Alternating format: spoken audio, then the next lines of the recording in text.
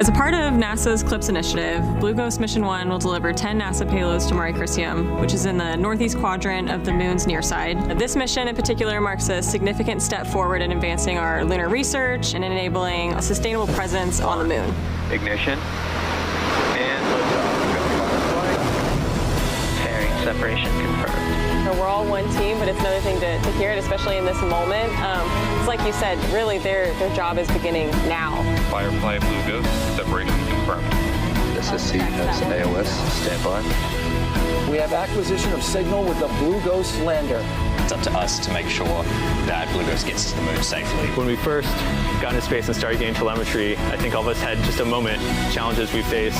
I'm just tremendously proud of the team. If we're successful here, then what we could be doing is paving the way for people to have a permanent and growing infrastructure at the moon.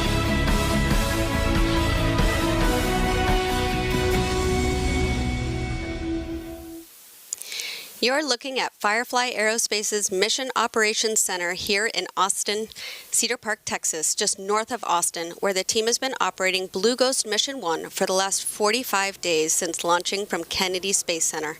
Welcome to the live landing coverage of Firefly's first road trip to the moon with our Blue Ghost lunar lander delivering NASA payloads. I'm Bridget Oakes, the Vice President of Engineering at Firefly. And I'm Nilfer Ramji with NASA Communications. And for the past 6 years, I've worked with our engineering teams on everything from avionics and software to composite structures and propulsion systems for our rockets and spacecraft, including Blue Ghost. And today, I'm honored to be supporting the Blue Ghost team as your Firefly host. Thanks, Bridget. And Firefly's Blue Ghost Mission 1, called Ghost Riders in the Sky, was awarded through NASA's Commercial Lunar Payload Services, or CLIPS initiative. With NASA's Artemis campaign, we are returning to the moon to conduct groundbreaking science and leverage technological advancements before people go back. Today's moon delivery with Firefly Aerospace will help us continue on that path. And later on, Blue Ghost Mission 1 is set to touch down on the lunar surface carrying 10 NASA science and technology instruments. Just over an hour from now, we will attempt to land in Mare Crisium, a basin in the northeast quadrant of the moon's near side, or the side we see here on Earth. A little south of Mare Crisium, you will find Mare Tranquillitatis, or Sea of Tranquility.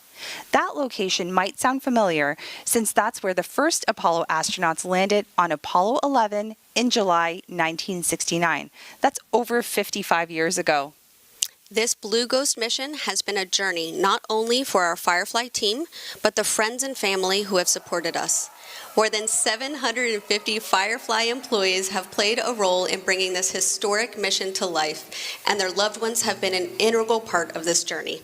This impressive team is joining us now with our NASA customers watching from a viewing location just down the road from our Mission Operations Center. I want to be there. We're joining forces for this historic moment marking Firefly's first lunar landing. It's all hands on deck since years of preparation have gone into this exact moment. And before we touch down, let's go ahead and review our current mission status. Blue Ghost just entered a planned comms blackout on the far side of the moon where we have limited access to our ground stations on Earth. As you can see in our telemetry-driven simulation, the lander is currently in low lunar orbit, about 100 kilometers above the surface as we get ready for our descent orbit insertion, which is going to be in about 10 minutes.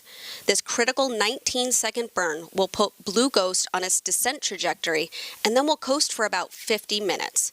Comms should be back online about halfway through that coast phase. We're going to walk through these steps in more detail later in the broadcast, but in the meantime, you can track the mission progress in the timeline bar at the bottom of the screen. And throughout the show, you'll see even more graphics that are driven by our real telemetry data from Blue Ghost. This includes our countdown clock in the top left corner of our gauges are going to be just under that clock, which show our velocity and distance above the moon's surface. Those gauges are frozen now, but will activate once we reacquire signal with the lander. The simulation you see is about 15 seconds delayed, so we'll be landing on the moon just before you see it on your screen. We also have a graph that will show Blue Ghost's descent phase in real time. And we have a view of the lander's footpads and thrusters. As we get closer to descent, this graphic will show us which thrusters are firing and which footpads have actually touched down on the surface after landing. So for now, let's take a look back at the 6-week-long journey that led us to this point and got us closer to the moment we've all been waiting for, Firefly's first lunar landing. Blue Ghost launched on a SpaceX Falcon 9 rocket in the early morning hours on January 15th from Launch Complex 39A at NASA's Kennedy Space Center in Florida. About 6 minutes after the launch, Blue Ghost separated from Falcon to begin orbiting Earth before it went into lunar orbit. The lunar lander acquired signal about 9 minutes later, which was followed by completion of on-orbit commissioning. That moment officially kicked off that 45-day journey that's brought us here to today. Now, what you may not know is that Launch Complex 39A is where the historic Apollo missions headed to the moon. That must have felt symbolic. Absolutely. And it was a proud moment, and a huge shout out to SpaceX for being such an incredible launch partner. Blue Ghost was deployed into a highly elliptical Earth orbit about an hour after liftoff. We then completed a 45-day transit from Earth to the moon. And this mission has been incredibly successful to date, and we're so proud of what our Fireflies and NASA have collectively accomplished. So far, we've already downlinked 27.2 gigabytes of data, including some incredible payload science from NASA. We conducted 7 engine burns during that transit for a total of 523 seconds and traveled roughly 2.8 million miles. Wow.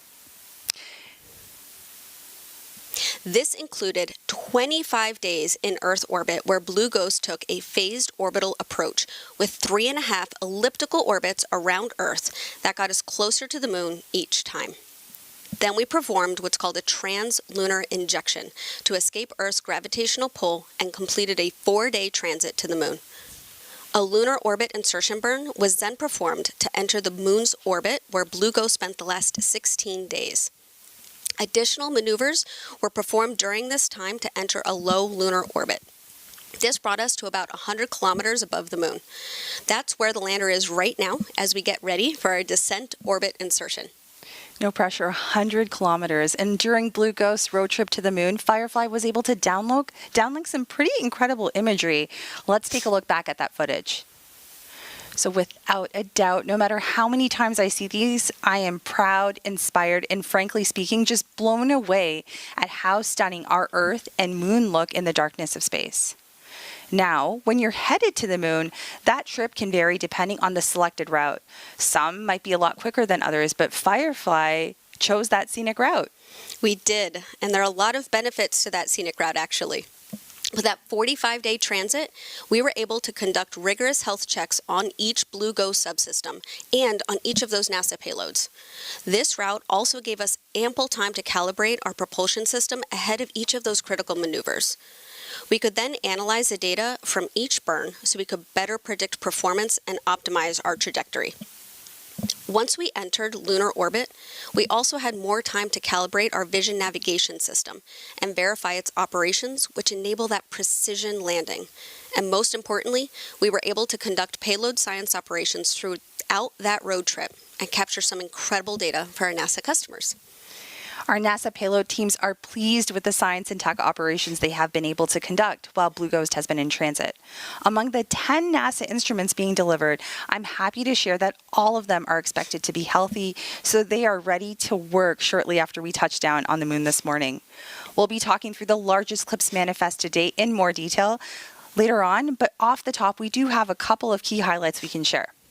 The Lunar Global Navigation Satellite System Receiver Experiment, or LUGRA, tracks signals from the Global Navigation Satellite System at a record-breaking distance of over 200,000 miles while Blue Ghost was in transit. This data can help enable GPS-like solutions on the moon, which is really exciting. LUGRA is a collaboration between NASA and the Italian Space Agency.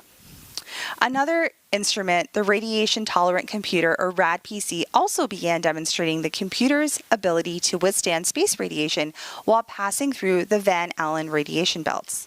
I'm personally looking forward to the surface operations to collect more of that important data and science. But before we get into that phase of the mission, we're getting really close to that next milestone. Blue Ghost is set to perform its descent orbit insertion burn in just a matter of minutes, which will place the lander on its descent trajectory. As mentioned, this 19-second engine burn is performed on the far side of the moon during a planned comms blackout. So we're going to check back in with the team to confirm if it was successful once we reacquire that signal. If anything is off nominal, we'll actually get another shot at the descent orbit insertion. If everything looks good though, then Blue Ghost will continue through its coast phase. We'll then perform a powered descent initiation and begin our D'Souza guidance phase around T-minus 12 minutes to landing. We'll talk more about each of those phases as we get closer, but in total, our entire descent takes about an hour. And this entire descent phase is autonomous, right? So meaning she's built and programmed to do exactly this. Exactly.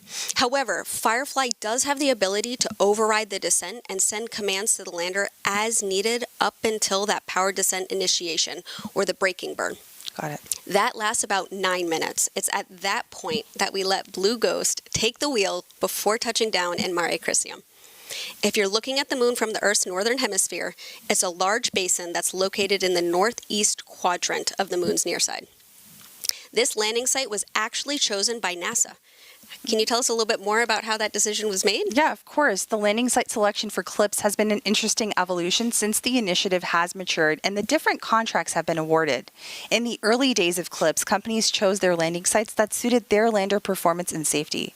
But with later CLPS contracts like this lunar delivery, NASA selected the landing site based on the data requirements for the agency's science and exploration goals. Mare Crisium was selected for this mission because it has a large impact basin. There's a lot of good data that can be collected here about the basin's chronology and the different volcanic features. It may also help us understand the volcanic history on the moon, including how it formed and evolved. This particular area was chosen in part to avoid magnetic anomalies on the lunar surface that could interfere with some of the observations we needed to take of the Earth's magnetosphere. The science teams also looked for things like rock abundance because there's a drill, but rocks can also be dangerous, especially during a landing. So finding that right balance was key. More than anything, NASA wanted to make sure that the science goals could be accomplished while also ensuring it worked for Firefly. Now, within Mare Crisium, Firefly will be landing in a particular volcanic feature called Mons Latré, which was named after a French scientist who is considered the father of modern entomology. In fact, he named dozens of insects in the Lampyridae family, commonly known as fireflies or lightning bugs. And naturally, the Firefly team named the volcanic feature Mount Firefly. So I was told that. Are there any other goals that NASA is actually looking to conduct while we're there? Yes, there is one goal I wanted to highlight. It's personally my favorite goal. So another one of the science goals NASA is looking to do is looking at the limb or horizon, so before, during, and after a lunar sunset. And that said, the location of Mare Crisium also allows us to capture visuals of the lunar sunset after Fireflies operating on the moon for a complete lunar day, which is about 14 Earth days. There was one person who saw this in real life, and that was Apollo legend and former NASA astronaut Eugene Cernan. He captured this unique phenomenon during Apollo 17, where he observed somewhat of a horizon glow. Something about this glow actually caused the lunar dust to levitate from the lunar surface. So in order to share this with the science community, Cernan sketched this phenomenon that we can see right here on our screens. Now, NASA is interested in seeing this again over 50 years later through the eyes on Blue Ghost. Firefly is ready to capture this phenomenon during lunar dust conditions and further prove what the last astronaut to walk on the moon saw taking place. That's a moment I'm truly excited to witness and share, and maybe make a little postcard and send something out. Let's go ahead and take a closer look at Firefly's Blue Ghost lunar lander. Firefly's Blue Ghost lunar lander was designed for stability. It's about 6.5 feet tall and 11.5 feet wide, so it has a low center of gravity and a wide footprint. Blue Ghost has a robust communication system with 1 X-band antenna and 3 S-band antennas that enable HD video transmission from the lander to Firefly's Mission Operations Center in Texas. The lander has 3 solar panels to help power Blue Ghost and our 10 NASA payloads during transit and on the lunar surface. For propulsion, Blue Ghost has 8 RCS thrusters, or reaction control thrusters, that Firefly designed and built in-house. These thrusters help maintain the lander's orientation during maneuvers and independently perform the final descent by pulsing for a soft landing. We have 12 attitude control system thrusters that help point the spacecraft in the right direction. These are actually the same ACS thrusters we use on our Alpha rocket and Electra orbiting vehicles. Blue Ghost has one main engine that provides high thrust for our lunar orbit insertion and braking burn prior to landing. The lander has 4 propellant tanks that carry our hypergolic fuel and oxidizer. We have 2 pressurant tanks that carry our helium. Blue Ghost is equipped with 49 struts that connect our upper and lower panels to provide a rigid structure. These struts were built in-house using the same lightweight carbon composites we use on Firefly's launch vehicles. Blue Ghost has 4 carbon composite legs and foot pads that utilize crushed core honeycomb to absorb shock and stabilize the lander as it touches down on the lunar surface. Our foot pads have contact sensors on the bottom that signal engine shutdown upon landing. We have vision navigation software that supports landing by identifying potential hazards on the moon, such as rocks and craters, before determining the safest landing site. Now joining us from Firefly Mission Operations Center is Ray Ellensworth, Firefly's Spacecraft Program Director, who you may have recognized from our Blue Ghost launch broadcast. Yeah. Thanks for stepping off console to chat with us before landing. How are you feeling? How is the team feeling? Yeah, I'm feeling good. I think the excitement is rising. I'll say the Mission Ops Center right now is actually like really calm. So that's nice. The team's practiced this many times, so I think they're just ready for it to happen now. The viewers actually just got a quick look at Blue Ghost, but I'm sure there are a lot of questions about how the lander's performing now that she's in space and almost at her destination. What has surprised the team the most about how the lander's been performing during this transit? Yeah, that's a great question. I think the lander is really, it's really behaved really well. We haven't had any major anomalies, which is fantastic. I think the team's kind of had to get used to, different alarms, kind of calibrating those. We started off really conservative, so we kind of had to gear in on that. Also, coordinating with 10 different payloads can be kind of complicated, but so far it's gone really well. So that's awesome. That's a plus. Yeah.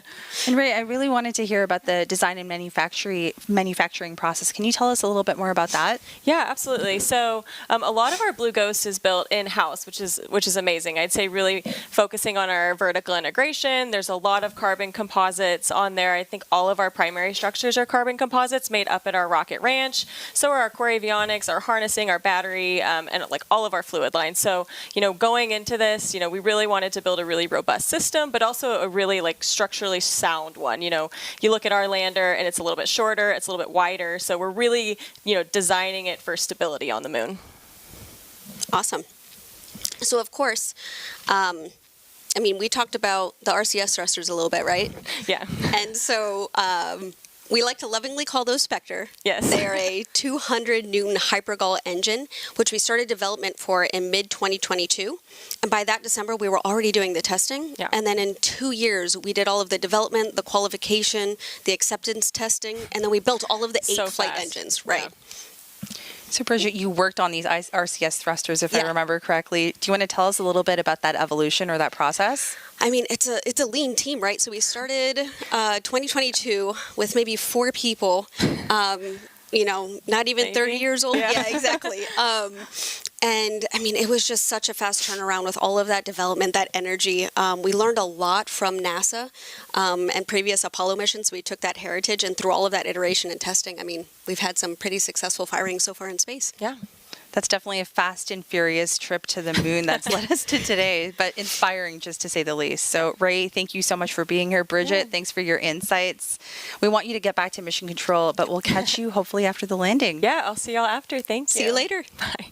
In 2018, NASA started a new, very different and innovative approach for doing science on the moon. As NASA explores the lunar surface under the Artemis campaign, we want to leverage the capabilities of American companies.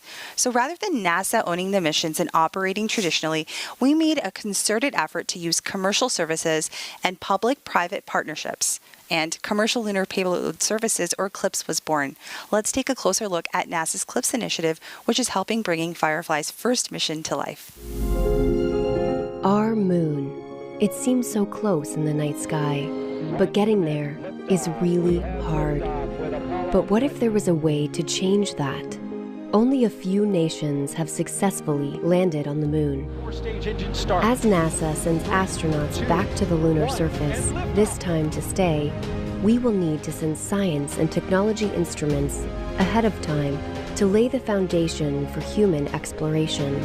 To make this happen, NASA is helping establish a commercial lunar economy. For the first time ever, there will be commercial delivery services to the moon.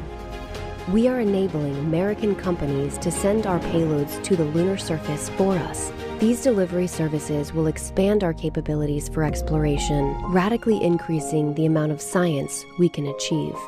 This high-risk, high-reward initiative will invest in and leverage the entrepreneurial spirit of American innovation to launch a commercial lunar marketplace, advancing technology and exploration for all of us. With this never-before-seen streamlined access to the moon, we will be able to make novel measurements and develop technologies that scientists have long wanted to do on the lunar surface.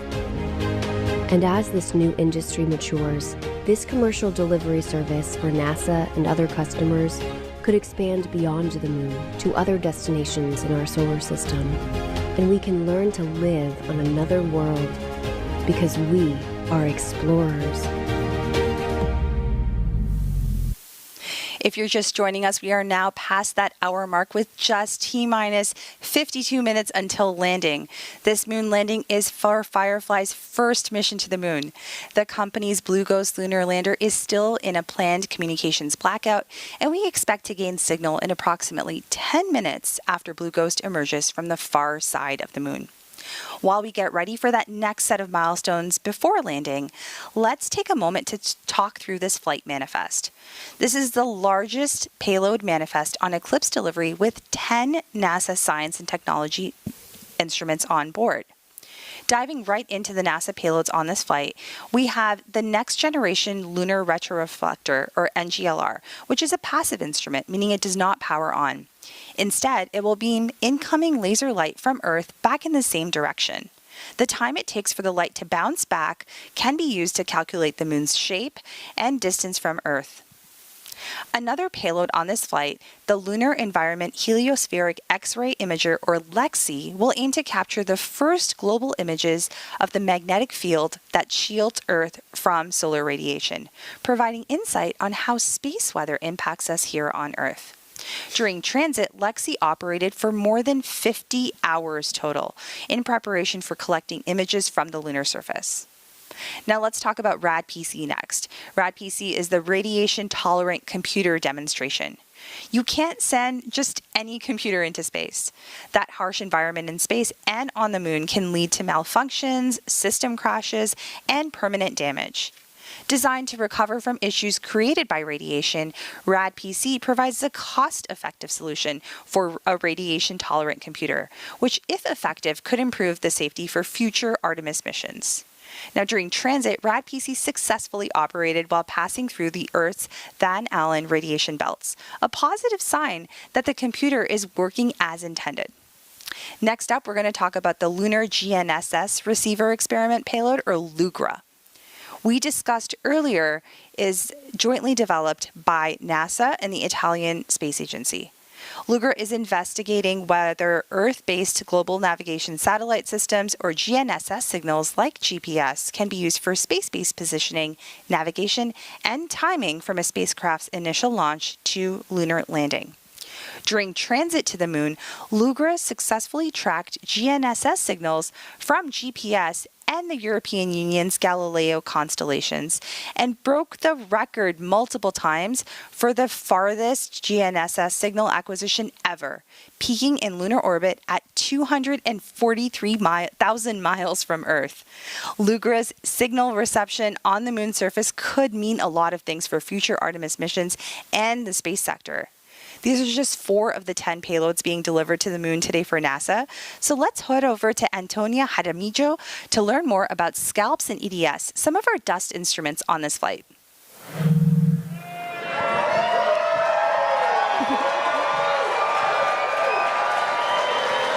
Hey, thank you, Nilla, for sure. We are here at our viewing location for Firefly's moon landing, and joining me is Kristen John, the technical lead for NASA's Lunar Surface Innovative Initiative. Kristen, thank you so much for being with us here tonight. Thank you for having me. Glad to be here. Now, Kristen, you're kind of the expert on all things lunar regolith or lunar dust. Can you tell us why it's so important that we study this? Yeah, absolutely. So if we think about where we're going tonight, to Mare Crisium, and every location that we go when we go back to the moon, we're learning something new about the sites that we're going. We're going to learn a lot of geology from studying the lunar dust and the lunar regolith. But from an engineering perspective, it's actually really interesting and really important that we study the dust or the regolith.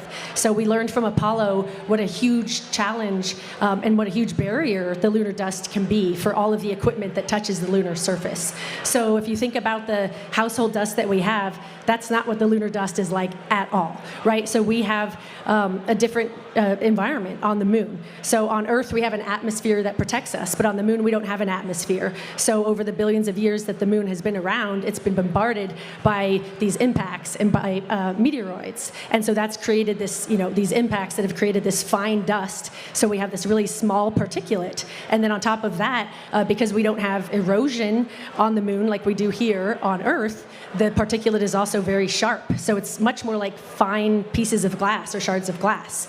And then on top of that, we also have this electrostatic nature of the dust because it's very dry and because of the different properties of the environment. So now you have this small, sharp, sticky dust. So when you send any equipment there, it affects literally everything. So as we go back with Firefly tonight, or this morning, I guess, and any mission that goes back to the moon, we're going to learn so much more about the hazards of the dust and how we can improve with every mission that goes back. And on this mission, one of NASA's science instruments is the electrodynamic dust shield that's going to actually help us, mitigate that lunar regolith. Can you talk to us a little bit more about that instrument and how it's going to also help our future astronauts when we go back to the moon? Yeah, absolutely. So EDS is a fantastic technology. So it's an active technology that actually has these transparent electrodes on different surfaces. So you can put it on a radiator or a solar panel or glasses or camera lenses to protect them. And it basically creates an electric field. And when you see it work, it looks like magic. But it basically creates an electric field that gets the lunar dust particles to basically walk off of the surface, whatever the surface is. So you can imagine in the future, any surface that might have dust that accumulates on it, which will be a lot of surfaces, whether that's a visor on a spacesuit helmet or camera lenses, even spacesuit material, you could use something like EDS to literally walk the dust off of the surface. That is so cool. Kristen, thank you so much for joining us. Now we'll send it back to our hostess, to Nilofer and Bridget. And thank you, Antonia and Kristen. Checking back in on Blue Ghost status, the team here in Firefly's Mission Operations Center continue to track the lunar lander as it begins its next set of maneuvers. Alcon. Teams. Blue Ghost lander has achieved nominal descent orbit insertion delta V for lunar landing. That is fantastic news that we just heard right there. All consoles were proceeding. Alcon journal log attached. Copy. All consoles were proceeding to step 45.6, post DOI and blackout lander status check. Starting with payload. Nominal. COM. Nominal. Ground software. Nominal. Flight software. Nominal. AVI. Nominal. VNS. VNS is nominal. GNC. Nominal. FIDO. Wait 3. Copy. Prop. Standby. Copy. TCS. Nominal. Systems. Holding. Copy. FC. Nominal. Copy. Holding for FIDO and prop. All right, we heard some of those call outs right there. So teams actually are a little bit ahead in terms of gearing up to attempt. They performed the descent orbit insertion. The DOI took place on the far side of the moon. During Flight DOI. FIDO's nominal. Copy. All right, we're hearing calls out. Everything continues to be nominal, but during DOI, teams were actually in that planned communication. Flight prop is nominal. Copy. Systems. Systems nominal. C. C is nominal. Copy. All consoles nominal, post DOI and blackout. Fantastic news. So we came out of that communications blackout and we completed GNC that. verify 45.7. So we completed that DOI, that descent orbit insertion, and we are coming out from Alcon and that. Ops, please be advised that there is 7.5 minutes until we start our slew from Suntrack to BNC Vector. This slew will orient the vehicle from pointing at the sun to pointing along the anti-velocity vector, and this will be one of 3 remaining slews of the mission. The second slew will occur when we switch our ephemeris to use the navigation filter solution. This is expected to take about 10 seconds, which means that we may or may not observe this in our live telemetry data rates. The third and final slew will occur about 6 minutes before ignition, and this will take us from pointing along the anti-velocity vector to pointing along the final descent vector in preparation for the braking burn. All right, so those are just some of the nominal call-outs. We were expecting a little bit ahead of schedule, and Bridget, we did tune into the Mission Operations Center to hear some of those nominal call-outs, but can you give us a little sense of what we can expect next? Alcon and Ops, this is VNS backroom. After reviewing the logs, I've seen successful configuration in video mode on all 10 Argus cameras. That is wonderful news. And you can also see those gauges have started to update now that we have that acquisition of signal. Alcon, FC on Ops. Want to note that in about 9 minutes, we are going to have an LGA swap during that slew that was just mentioned. We'll see a slight blackout for up to 40 seconds. Now that's wonderful news. You heard it here first. Firefly just completed that successful descent orbit insertion burn. Blue Ghost will now continue to coast with all engines off for approximately another 20 minutes before that next milestone, that final no-go poll to begin landing operations. All right, so we do have something really fun while we wait for that next set of milestones. Bridget, you brought me a little gift here. It kind of reminds me of, it's reminding me a little bit of something I would maybe make a salad in, or maybe make some stir fry in. What do we have here? Exactly. So this is one of our foot pads that we actually tested. And it's funny that you mentioned that it looks like something you might stir fry in, because we actually, for the first demo of this, we took an industrial walk and tested it. That went well. So then we actually leveraged our composite technology, and we made an actual prototype of what our foot pad is that we've flown here. So what are we looking at here with this foot pad? So, and it's actually pretty cool too, because in Apollo, we took a ratio of the lander mass they had to the diameter of that foot pad. So we took that same type of design, scaled it for our lander. And so that's what you have at the base here. And then you have a ball and socket joint here for the lander to allow it some mobility when it lands. So it's in a stowed position that's not quite perpendicular to the ground. And then once it lands and it starts contact with the surface, it'll snap perpendicular. And I'll spin this around here. And we actually have one of the connectors here. So when you see those foot pad sensors turn blue on your screen, what's actually happening is there's a brake wire that runs up this leg to this connector, and this will actually snap. And that disconnected joint is what triggers those foot pad sensors to turn blue. So pretty cool design. And that's that graphic we'll see a little bit later on. Exactly. And so from what I understand, this is actually, that you said it's a real test article that was used before she went into space. Exactly. It's in really great shape. It is. So successful design. I mean, you can see some scratches on the bottom, but we don't have any major dings or anything like that. Yeah, definitely very successful. And you said that there is a way for some level of shock absorption? Yes. So, I mean, we are planning to touch down at about 1 meter per second, but we are still designed for something as much as 5 Gs and only 2 legs landing. You know, we want to try to put in enough margin into this as possible so we're successful.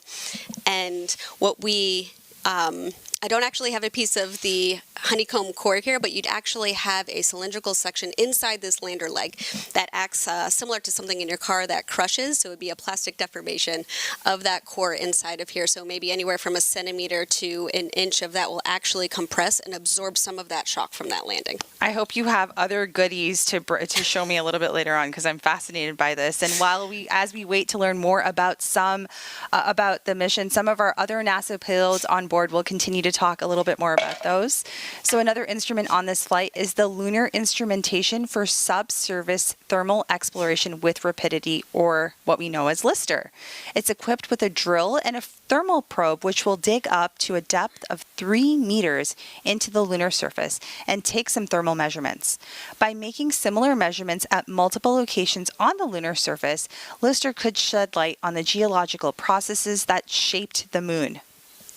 Now, next up, we have the Lunar Planet Vac, which is designed, it's LPV, and it's designed to collect lunar soil samples from the surface using a burst of compressed gas to drive the soil sample into the container, and additional instrumentation will then take images of the container's contents and transmit those results back to Earth. The LPV payload is designed to help test low-cost technologies for collecting and analyzing samples, improving our ability to search for water, helium, and other potential resources on the moon. We learned during the Apollo missions that lunar dust, or regolith, is very challenging to work with. It's extremely abrasive and actually clings to everything: gloves, boots, vehicles, and mechanical equipment. Now, next up, to learn about the potential challenges that dust poses to future Artemis-era missions, the Regolith Adherence Characterization Instrument, or RAC, will measure how lunar dust accumulates on different surfaces and materials. The data captured could help more effectively test, upgrade, and protect spacecraft, spacesuits, habitats, and equipment in preparation for continued exploration of the moon. NASA's Lunar Magnetotelluric Sounder, or LMS, will probe the interior of the moon to depths of up to 700 miles. Now, that's 2/3 of the way to the lunar center. The measurements will shed light on the differentiation and thermal history of our moon, a cornerstone to understanding the evolution of solid worlds. Now, while we eagerly await that next milestone, let's talk a little more about the team. As you can imagine, there are several people that have worked tirelessly to make this mission happen. And Team Firefly's Blue Ghost team are lovingly known as the Ghost Riders. They are. And right now we have about 20 Ghost Riders on console at Firefly's Mission Operations Center just north of Austin, Texas, that you can see on the screen right here. In total, Firefly has more than 50 team leads that rotate on console throughout our 60-day mission, including transit and surface operations. These console leads represent key operations and Blue Ghost subsystems, including propulsion, thermal, GNC, avionics, payload leads, and more. They've been checking Blue Ghost health status and sending commands to the lander throughout the entire mission. And Bridget, you come to us with this kind of experience too, right? You were on console for Blue Ghost launch, if I remember correctly, and for many other rocket test campaigns. What's it like being in that room? How does it feel? High adrenaline, for sure. But it's a moment that you train for continuously. Take launch, for example. As a propulsion engineer, you've already been hands-on with the hardware from day one. You've worked on the valve design, you've tested the subcomponents, you ran the engine development, the qualification, the acceptance campaigns. By the time that you're actually on console, you've already been through so many iterations of tests, which all lead up to that moment. And Blue Ghost is no different. It might be our first mission, but this team has already run 6 engine test campaigns, over 24,000 engine starts. Wow. Along with valve and battery tests, thermal vac, shock, vibe, and countless ops rehearsals simulating every off-nominal scenario imaginable. And this team is they're ready. Everything under the kitchen sink. Exactly. And everyone, engineering, supply chain, business development, welders, all came together to make this happen. We asked them who they dedicate the mission to, so let's listen to what they have to say.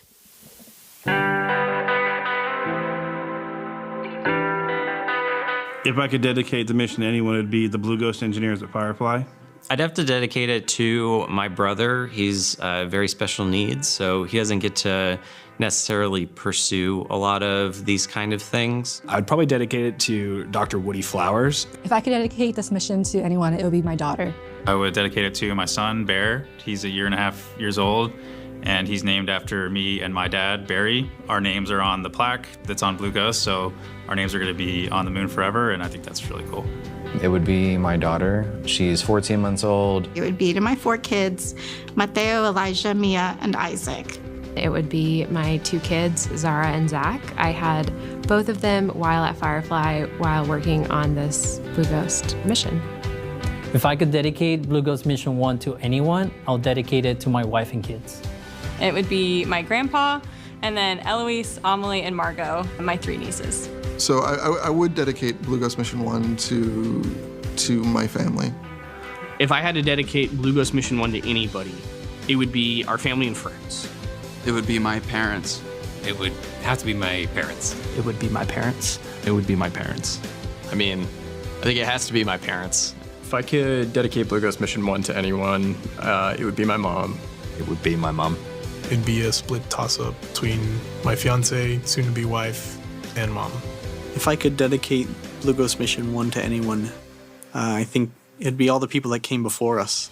If I could dedicate the Blue Ghost mission to anybody, it'd be my grandmother. I think I would dedicate it to my parents and my wife's mom. Her mom passed a couple years ago. It'd be my dad. He passed shortly before I joined Firefly.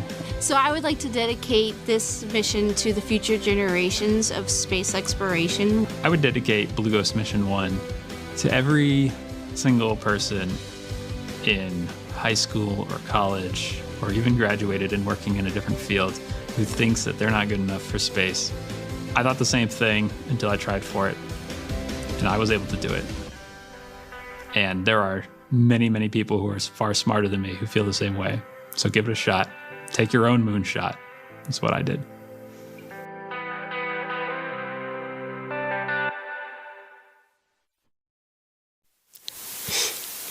I'm inspired and just a little emotional after watching this. All the Fireflies and their families have been supporting the mission, including someone who's joining us right here. We have Ariana Miri, one of Firefly's spacecraft flight software engineers. Hello, and I'm sure you've been on the edge of your seat like the rest of us who are looking forward to today's moon landing. How are you feeling? I'm feeling incredible, thank you. It's an incredibly exciting time, not only because, all the technology and goal behind the mission is so exciting, but also because of what it means to so many people. We're landing on the moon. It sounds like something so outside of everyday life, but honestly, for a lot of people, this has been their everyday life for the last few years, thinking of this mission. They've met so many friends while working this mission. They've met their partners, so it's impacted a lot of lives, and it's not even on the moon yet. And you've worked on both the Blue Ghost mission and Elytra mission. Can you tell me a little bit about the team dynamics? How does that work? Yeah, there's a lot of cross-pollination, a little bit of everything. The culture at Firefly is honestly fun to work on because you have people that are incredibly capable in their fields, but also just fun to work with. Everyone expects a lot of you. You have to own your piece and deliver for the mission because no one can get to space on their own. But at the same time, everyone's always willing to lend a helping hand. If you share a problem you're stuck on or honestly even mention it in front of a lot of Fireflies, they're very eager to offer their help and make sure we can all get there together. That's really exciting. And excuse me, Ariana, I think a lot of people that are watching this are seeing that you've started your career at Firefly. How did you get to where you are? What did you study to bring you to this role? Yeah, so I was a computer science major in college, and so not an aerospace major, actually. And a lot of people don't have aerospace degrees that work in aerospace. There's a lot of jobs that are required to help us get there. And I applied online, and I'm not joking when I say this. I applied not thinking that I'd get it. Not humbly, I just applied as an exercise. Almost didn't do it, and it ended up really well. So I think about what would have happened if I didn't apply. So like Joseph said, if anyone is thinking about it, nothing bad can happen. Just give it a shot. Yeah, take your shot. And I think I have to ask, because we just watched this wonderful tribute video, who are you dedicating this mission to? Yeah, despite obvious contributions to me being here, my parents, I'd have to give it to them because I wouldn't be here without their constant support and their leading by example, I would say. And it's also not mine to dedicate, but I would also give it to the other Fireflies who worked on this mission. I've watched people pour their hearts into this, so I'll definitely be thinking of them when we land. Is there a particular memory or experience that stands out in your mind in the last few years? The last few years, all I can think about is the recent events. There's so much craziness. I've learned that, all the people behind these great technologies are just people, and they're always fun to work with. Recently, honestly, the memory coming to mind is doing push-ups in the operations room. Once we launched Blue Ghost, we've had 24-hour comms since launch, and even during the blackouts once we entered lunar orbit, where there's always people in the room, we never leave console, so that's a lot of overnight long shifts, and so you got to do stuff to stay awake, and that's been Take my out life. that nervous energy Exactly, maybe too. we're all supposed to be swole by the time we land, so. All right, thank you so much for being here, and thank you for your contributions to the mission. We look forward to talking to you after landing. Now, through CLPS, NASA is buying a complete robotic lunar delivery service. Under this innovative model, NASA is one of many customers alongside commercial companies, universities, international partners, all with the common goal of sending payloads to the moon. Now, there are risks, and NASA is embracing a higher level of risk tolerance by leveraging commercial solutions to send rapid, low-cost deliveries to the moon, fostering a growing lunar economy. Let's take a look. Landing on the moon is hard. We're going back. Under this Artemis program, we're going to be sending humans to the moon for the first time since Apollo. So ahead of humans, we want to get up as much science, exploration, and technology experiments as possible. So CLPS starts facilitating a lot of the early science, the things we want to learn before we even send humans. CLPS stands for Commercial Lunar Payload Services, CLPS. The services part is the key element. Ordinarily, when NASA delivers a payload to the surface of the moon, they do it with a commercial partner, but NASA controls the building of the vehicle. Now, we're buying the service of delivery of our lunar payloads to the surface of the moon. It is a delivery service, akin to a delivery service that you'd have here on Earth. NASA will provide payloads to a commercial company. They decide how to get it to the moon. They have to develop their own lander, but they also have to manage the entire end-to-end mission. It's meant to provide affordable, rapid, frequent access to the lunar surface through American companies. We're funding different companies. We have commercial companies that are competing to win task orders to deliver our payloads to the surface of the moon. One of the goals when we started CLPS was to help establish a lunar economy. Somebody has to do it first, and then it becomes commercially available. Then they're able to crank them up. Then they're able to make it more affordable. And so the lunar surface is just the next frontier for a commercial environment. But we had to acknowledge up front, all the way through the highest levels of the agency leadership, that some of them will fail. These missions may not be as successful as a traditional NASA mission. We have accepted the risk that going through this innovative approach with these commercial companies, that there could be some failures. Some of them are new companies. None of them have ever successfully landed on the surface of the moon. So they're going to learn lessons. We need to give our vendors the opportunity to learn. And so that'll help ultimately buy down our risk as these companies learn, okay, what does it take to actually build up the lunar lander, integrate payloads, get to the lunar surface and land safely? They've been able to demonstrate that they have very, very good technical depth and the ability to design and execute missions. We're willing to take more shots on goal. And we aren't risking human lives. And in the big picture, if we're flying missions at 1/10 of the cost of a NASA mission, and we fail 2 of them, we still get 8 missions for that same price. Even with 1 or 2 or 3 failures, this is still a very economical proposition. It's a risk posture which is more risk tolerant than NASA is accustomed to. There's not a single one of these companies that's willing to bet their mission on a coin toss. Every one of them is doing what they can in order to have the most successful mission possible. But the important thing to realize is that risk tolerant does not mean risky. And the rewards are a long-term ability to get payloads to the moon inexpensively, frequently, and rapidly. We want science, so we can then put more of our resources on even more science, exploration, and technology payloads and get more of a return on investment when we get to the moon. CLPS provides tremendous benefit across the scientific and economic communities. So there's a lot we'd like to learn about the moon to help human habitation and prepare us for missions to Mars and beyond. So the moon is the first step. Now let's head over back to Tony to speak to one of NASA's leaders.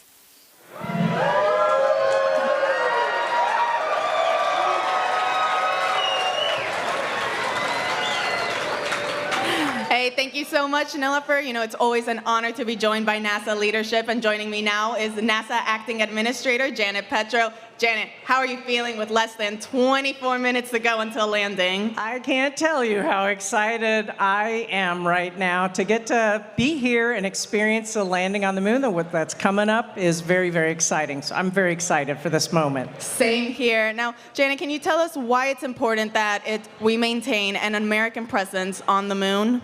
Well, I think this administration really wants to keep America first.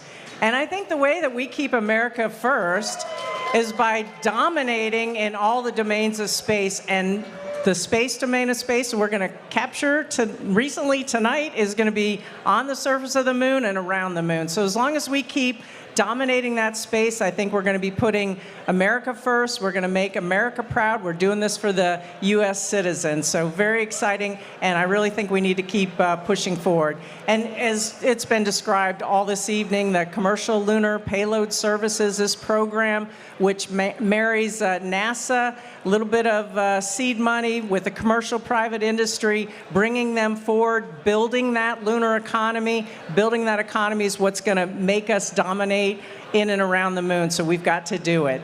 That's very well said. Now, on this mission, what are you most looking forward to learning about from all the NASA science that's flying aboard? So there's a lot of NASA science. You've heard that multiple times tonight.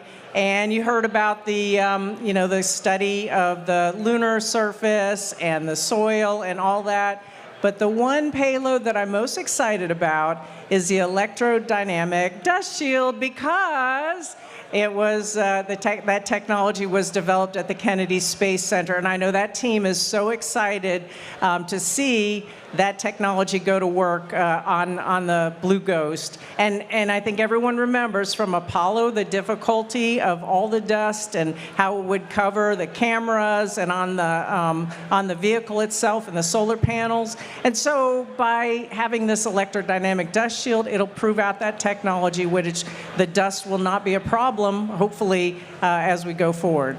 I'm really excited of learning of that one myself. And just like you, I'm also a Kennedy gal, so huge shout out to the EDS team. Now, Janet, is there any message you'd like to say to our public here as we get ready to land on the moon? Yeah, I would say thank you to everybody for their support. And I would also in particular like to thank the Firefly team. Earlier today I was talking to Jason, and he was talking about his team of people, and I got to see a couple of them, but I can tell you they are motivated, they're dedicated, they're relentless, they persevere, and they're really going to be successful. And then to the NASA teams that has all worked very hard to get to this moment, I want a huge thank you and shout out to NASA, the CLIPS, the Science Mission Director, for all they've done to make this moment possible. Well, Janet, thank you so much for joining us here today. Now we'll send it back to Nilüfer and Bridget. Thank you both for those insights, and shout out to KSC. We are now in the final moments of descent. If you're just joining us, this is the NASA Firefly lunar landing broadcast for Blue Ghost Mission 1 as part of the agency's Commercial Lunar Payload Services, or CLIPS initiative. With just less than 21 minutes before touching down on the lunar surface, the team is planning to conduct that final go, no-go poll for the Powered Descent Initiation, or PDI, in about 5 minutes. Now, while we get ready for that, I know there are a few more steps before the actual touchdown. What can we expect in the upcoming descent phases? For our next descent phase, Blue Ghost will perform a fully autonomous powered descent initiation, which is a 9-minute braking burn that utilizes all engines to reduce Blue Ghost's orbital velocity from 1,700 meters per second down to just 40 meters per second. It's during this time that Blue Ghost uses D'Souza guidance to position itself above the target landing site, where we'll pitch over from a horizontal to a vertical orientation. And if you're not familiar with D'Souza, it's considered the optimal guidance law for planetary lining. And Christopher D'Souza is credited for this. D'Souza's model is actually very similar to the guidance model used during the Apollo moon landings. Exactly. And during the D'Souza guidance phase, Blue Ghost is fully autonomous. No pressure. We won't be sending any more commands to the vehicle until we touch down on the surface. We trust the lander to do what she was designed to do. Following D'Souza, Blue Ghost will enter the terminal guidance phase at T-minus 100 seconds to touchdown. Blue Ghost's main engine will shut off, and our RCS thrusters will perform the final descent by pulsing as needed to reduce our descent rate down to just 1 meter per second. So it's like a slow walking speed. It's during this phase where our vision navigation system is actively scanning the lunar surface, assessing things like craters, slopes, and rocks to automatically select a hazard-free target that's within our landing zone. Starting at T-minus 11 seconds to touchdown, we'll then enter the landing guidance phase, and it's during this phase where Blue Ghost's descent rate is maintained at that 1 meter per second. And I'm already feeling those nerves. That landing descent profile has to be precise. It's very, very impressive. Now, throughout this entire descent, do you keep the engines firing or do they all shut off? What can we expect there? Great question. So those Spectre engines we spoke about before, they're designed to pulse. They give us a very fine-tuned control during descent. Each of those engines fires 4 times in a second, anywhere from 60 milliseconds to 235 millisecond bursts. So about as quick as a bird flapping its wings or as long as a blink of an eye. Then, once the lander's foot pads detect contact with the surface, they send a signal for the engines to cut off. And what you see on the screen now is a visualization of these contact sensors to show which of those foot pads have successfully touched down on the surface. Now, that procedure sounds so simple when you explain it, but we both know how much work it got to get to this point. We know how we are going to land, but what will we see? And most importantly, what about the pictures? So to set the stage, there's 2 types of antennas that we talk about here. We have an S-band antenna, which you can kind of think of as our lower resolution SD antenna, and then you have your X-band, or our high resolution. The plan is to use our S-band antenna to send our first images, hopefully within about 30 minutes of a nominal landing. But if that data rate is too limited, we're going to switch to X-band. This takes a little bit longer to deploy and calibrate, but once it's up, we're going to have a much faster downlink for high-definition images and video. So that was really helpful, and hopefully we can expect those images to come in shortly after we touch down on the lunar surface. So at this point in time, we got a little preview of that landing sequence, and thank you so much for sharing what we can expect. I'm really excited to see those first images. Step 47.2. So we heard that call for that go, no-go poll. Teams have been training for this mission and are now getting ready for that go, no-go poll ahead of that PDI we talked about, or that powered descent initiation. Here's what to expect now. If the poll's a no-go, Firefly does have another opportunity to do another orbit around the moon. All ops. SLU has begun to our final descent vector. 1 minute until SLU completion. GNC verifies step 46.2. So as I was saying, based on how this goes, if we are a no-go, then we have another shot at orbiting the moon and doing a powered descent initiation. But if we're go, Blue Ghost will take the wheel and perform that autonomous descent operation Bridget just went over with us. Now let's go. Verify step 46.3. We're going to go ahead. On ops, 5 minutes to power the descent ignition. Perfect. We heard that 5-minute call out. Consoles 1 minute away from PDI go, no-go poll. Step 47.2. Let's tune into the Mission Operations Center and listen for that poll.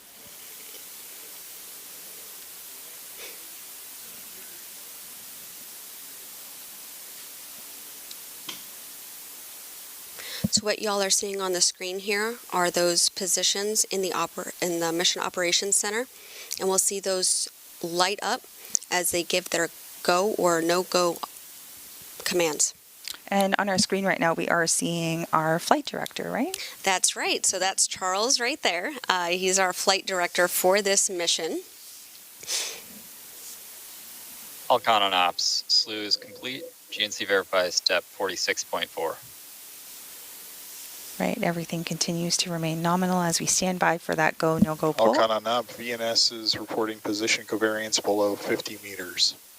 And that VNS is our vision navigation system. Thermal state is 11.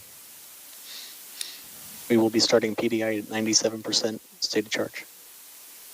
All consoles, flight on ops. PDI cannot be aborted if the lander has transitioned to descent critical. Also at this point, we're going to proceed with our power descent initiation, go, no, go, pull, starting with payload. Go. Comm. Go. Ground software. Go. Flight software. Flight software's go. AVI. AVI is go. VNS. VNS is go. GNC. Go. FIDO. Go. Prop. Go. TCS. Go. Systems. Go. CE. Go. FC. Go. All And y'all- consoles Blue Ghost landers a go for power descent initiation. And y'all heard it from Count on Charles. ops. 3 minutes remaining until power descent initiation. We are go for the power descent initiation. In the next 15 minutes, we're going to tune into our Mission Operations Center as the team monitors the vehicle and prepares for that final descent. Now, there are some of those visuals that you were describing earlier in the show, Bridget. So we can see our countdown clock where we're about 14 minutes, just almost under 14 minutes from landing. And we have that visualization of Blue Ghost as it's continuing its horizontal trajectory, getting ready to get into that vertical mode. Exactly. And so, like we said before, that's real telemetry that's driving that simulation y'all are seeing on your screen here. That yellow vector you see off to the left, that's pointing in the direction of the sun. And that blue vector there is the direction of the Earth. And we see those footpads as well as all of the engines in this image. So really exciting to see our MOC, our Mission Operations Center, as well as that data-driven telemetry.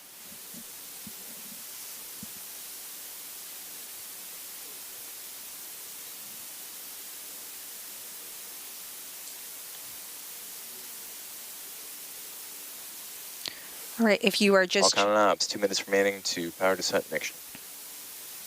with that 2-minute call out, if you are just joining us, this is the NASA Firefly joint broadcast for Blue Ghost Mission 1 as part of the agency's Commercial Lunar Payload Services Initiative. We are standing by as PDI process and procedures do continue. Just as a reminder to those of you who are tuning in, the graphic visualization that we do see is has about a 15-second delay, and we did cover that at the top of our broadcast. So just as a reminder, there is that 15-second delay. So we may actually hear that call for landing before the data does get there, but we would like to point that out and keep that in mind as we continue to follow along. That last call out you heard was propellant settling, so we actually use these ACS thrusters that will 60 seconds to PDI. that'll help settle that propellant so the propellant's where it's needed to in that fluid system for ignition. So exciting.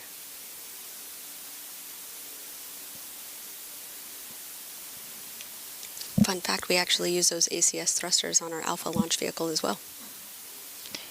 You know all about propulsion and engines. It's fascinating. I'm learning so much today. 30 seconds to PDI. And there you see a couple folks on console. So that is Raj and Will Adams. So they are supporting on TCS and prop. It's for propulsion and thermal control systems. 10 seconds to PDI. Let's stand by and tune in to Mission 7, Ops. 6, 5, 4, 3, 2, 1.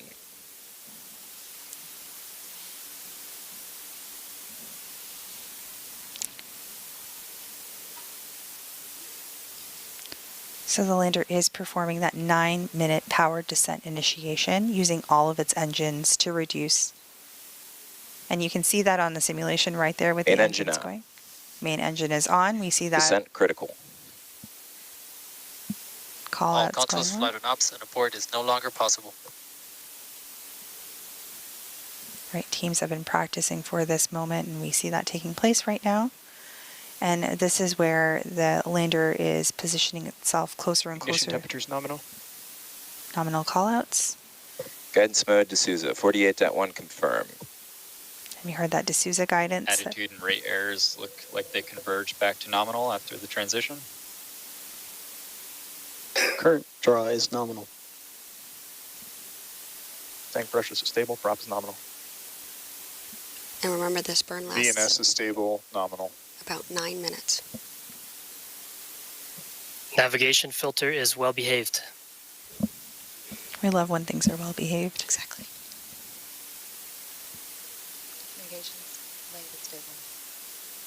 We just heard the call. That comm is stable as well. Comms link is stable.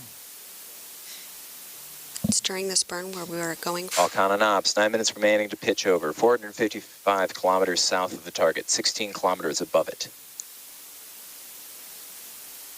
We are reducing our velocity down to 40 meters per second in this burn. And so on that gauge, what you'll be looking for is about 144 kilometers per hour.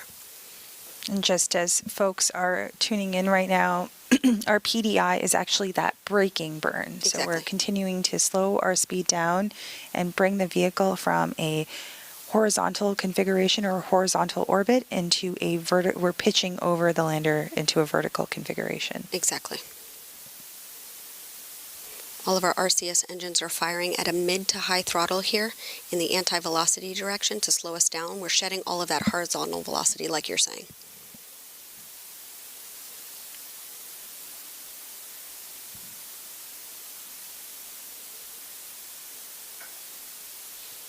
Eight minutes remaining to pitch over. 370 kilometers south of the target, 17 kilometers up. So 1 minute completed of that 9-minute braking burn. Attitude and rate errors remain nominal. Alcon and Ops, VNS is passing over a shadow. And so what you guys see on the screen here is that graph taking us through all of the different phases into landing. We are in that power descent initiation. VNS is past the shadow and returning to lower covariance. Main engine temperatures continue to rise nominally.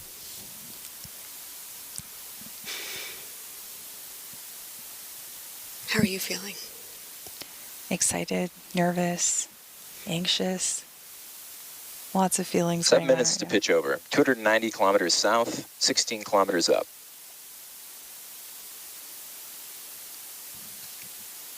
GNC flight and ops, verify 48.2 when ready. We'll go.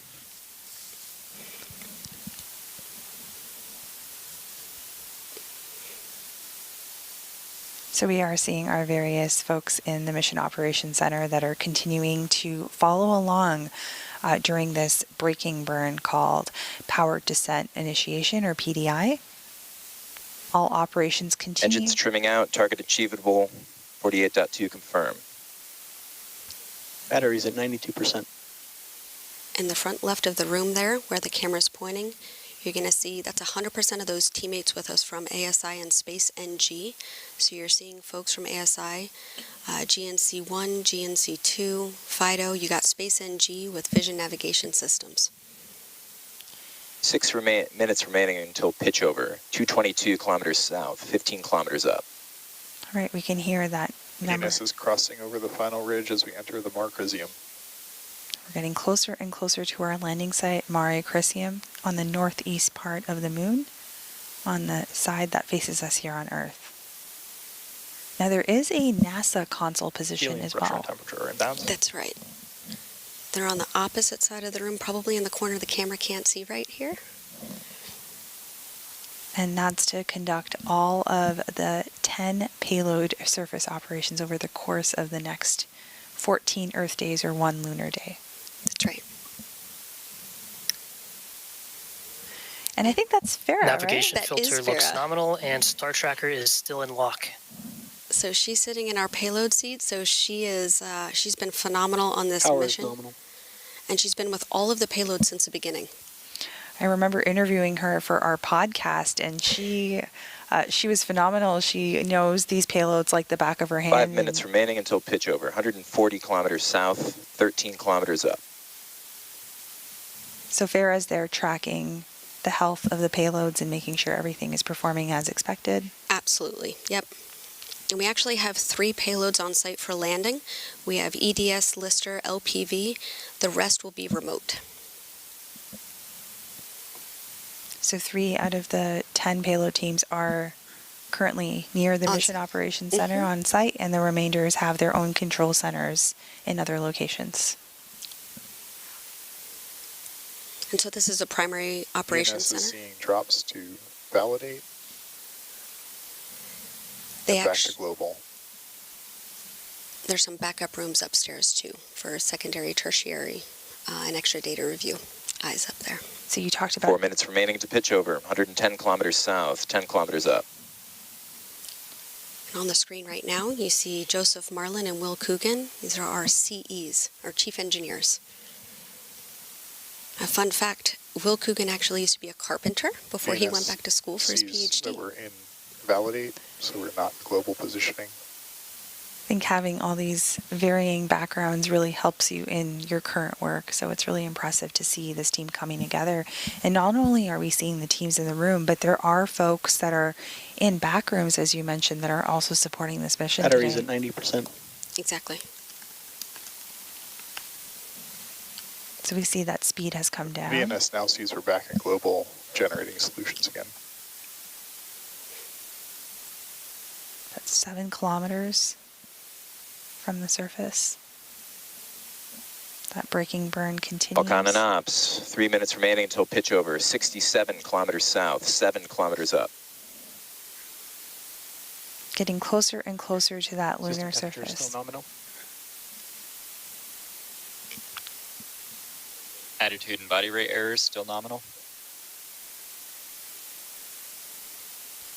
Like we were saying before, the Fireflies, we don't sit still in one position, one role too long, and so we do for sure have a lot of cross-functional teams here. And there we have our flight director back, tracking this mission. I'm appreciating the call outs. They're easing my nerves a little bit right now too. So that spacecraft, as you can see on the graph right now, is getting ready to continue that braking burn and that pitch over to put it in that VNS vertical. is reporting position covariance below 25 meters.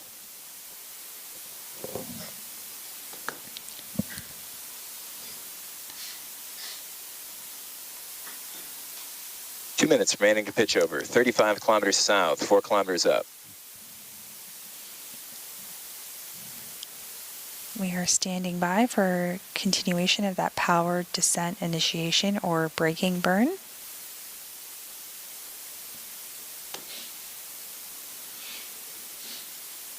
This is where all engines are firing to pitch GNC over. flight on ops, verify 48.3 when ready. That was Charles. Do you know what seat's missing, what subsystem? What are we missing? Structures. Flight laser rangefinder has measurements. VNS reports position covariance at 10 meters. 1 minute remaining until pitch over. 13 kilometers south, 2 kilometers up. We'll actually add in that mechanisms and structures seat Power in is nominal. right after landing. Alex Kaplan is our engineer there, and he's designed all 3 mechanisms on board the lander that he helped also build and test. Those subsystems become much more prominent after landing, so we'll see him come in later. So we do see that graphic come up we talked about a little later with the lander footpad, so our contact legs will turn. VNS position covariance below 5 meters. 30 seconds remaining to pitch over. 4 kilometers south, 900 meters up. So those will turn blue once we've confirmed some level of contact. And we'll continue to track as we get closer and closer to the lunar surface over the course of the completion of this PDI. You can see the graphic on the screen demonstrating that Blue Ghost is getting into that vertical configuration and doing that pitch over as expected. Man engine off. Terminal guidance. 500 meters up. Batteries at 87%. All right, from here on out, it is just going to be those Spectra 400 engines. meters. Now, just as a reminder, those Spectra engines that we see firing right now on our GNC screen, and VNS flight on ops, verify 49.2 when ready. they are doing those pulses. VNS is in relative. 260 meters up. First redirect occurred, 98 meters from original target. 1 minute remaining in flight. The vehicle is converged on its commanded descent profile. All right, so we are in that autonomous phase that you had described to us. She is ready and has been preparing for this. You're going to hear a lot of call-outs here about vision navigation solutions, laser Seconds remaining in rangefinder, terminal. 100 meters up. And let's health just systems.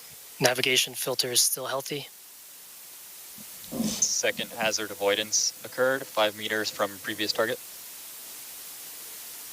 50 meters up. 30 seconds remaining in flight.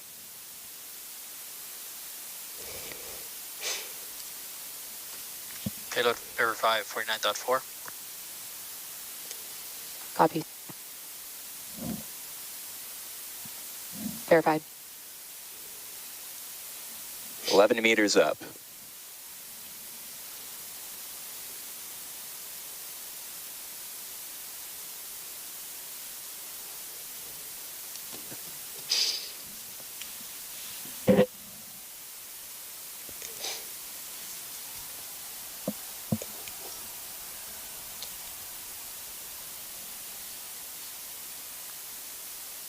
Vehicle and shutdown.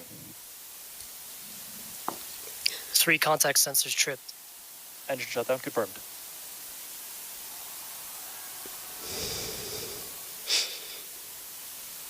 Power's nominal vehicle is charging. IMU reports lunar gravity and it is stable.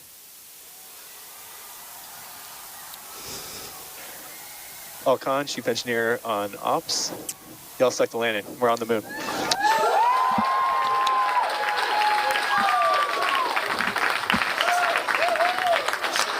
Firefly Aerospace just became the first commercial company in history to complete a fully successful moon landing. Congratulations to the entire team. This is such an incredible feat for Firefly, NASA, our nation, and the world as we pave the way for a lasting lunar presence. Congratulations, Bridget. And to our Firefly and NASA teams, what a nail-biting moment in history. The joint teams are now celebrating or enjoying this much-deserved celebration at our landing event here in North Austin, Texas. This marks the beginning of the next phase of the mission, surface operations. How are you feeling, Bridget? Honestly, overwhelmed. I am so proud of our team. Firefly has a way of constantly exceeding expectations. This is a perfect example of that.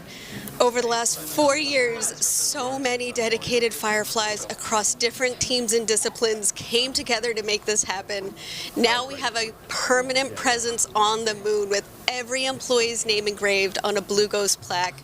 So now when we look up at the moon, we can tell our kids and future generations that their family name is up there. Thanks to this team and everything they have achieved. But it's not over. We will be operating the payloads and gathering even more data that will make an even larger impact on the future of space exploration. Congratulations. Thank you. And now this lunar lander is gearing up to conduct those surface operations and downlink that anticipated image from the lunar surface. So while we stand by for that, we have Tony back with some guests from NASA's Science Mission Directorate. Tony. Here, we're going to be right here. Enjoy, you'll be right here.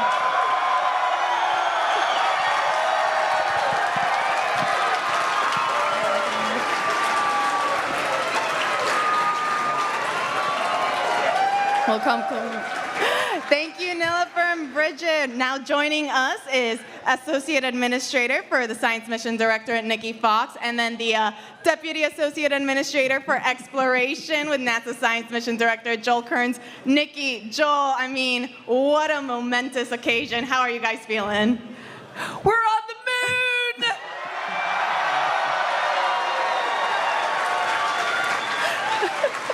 So my question is, what do you think of that Firefly team?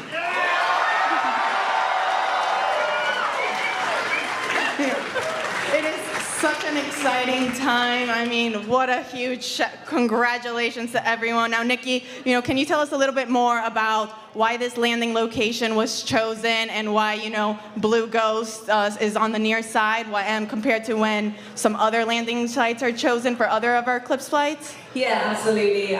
We choose, I'm sorry, I'm just so excited right now, but we choose our landing sites very carefully. Our CLIPS landers will go to the South Pole, to the near side, to the far side. This one in this really perfect location. We want to study the geological features on the moon. We want to study the interaction with the solar wind. We want to just learn more about the regolith. We want to be able to prepare for our future astronauts to go and keep them safe. And so we chose the science instruments perfectly to go to this incredible place on the moon. That we did. And Joel, this is the most NASA science that we have sent on a CLIPS flight thus far. Can you tell us a little bit more then? What is the primary goal, or what are we hoping to find then with all of this? So we're landing in a place that's of great scientific interest, but it was also in a very achievable place to land. And there are studies that range from studies of the sun that we'll conduct from the surface of the moon, studies of the abrasive dust of the regolith. We're going to drill into the surface. We're going to pick up regolith. It was going to answer so many questions over this one lunar day long mission. It's going to be really one for the history books. That's right. And speaking then about all those questions that we're going to answer, Nikki, tell us, what then of the science and data that we learn on the moon, how can that help us back here on Earth? So there are so many ways that, everything we do in NASA science is so interconnected. We study everything from the center of the sun to the edge of the universe. Right now, focusing on the moon, learning more about particularly things like, how that regolith, how it sort of interacts when we land, what the plume looks like, how sticky it is, if we can clean it off those surfaces, just telling us all about that. For us here on Earth, all this technology that we're sending up to the moon continually all has real-world applications as well. And so everything that we do, coming back and serving humanity and inspiring the world with NASA science. That's right, we sure are. That's really fascinating. Talking more about, some of the scientific instruments that we're sending. As we know, Joel, some of those science instruments have flown on prior CLIPS flights, and they're also scheduled to fly on future ones. Why is that? Why do we choose some of the same instruments for certain flights and different ones for others? Well, we've only really been to a few places on the surface of the moon during Apollo or even with our robotic surveyor craft from the 1960s. There were a bunch of measurements we really want to take to characterize overall around the moon. Sure, especially the South Pole where our astronauts will go initially, but there are particular scientific questions where you have to take the same measurement on the near side or the far side in a mare, one of these frozen lava pools, as opposed to the Highlands Mountains, to really understand the moon, and based on that, to better understand Earth. I can't wait for that. And, Nikki, talk to us then about some of the lessons learned then that we have, learned from now our other CLIPS flights that were applied for this one or, for the future ones. Yeah, I think one of the amazing things about our CLIPS providers is they are all there for one another.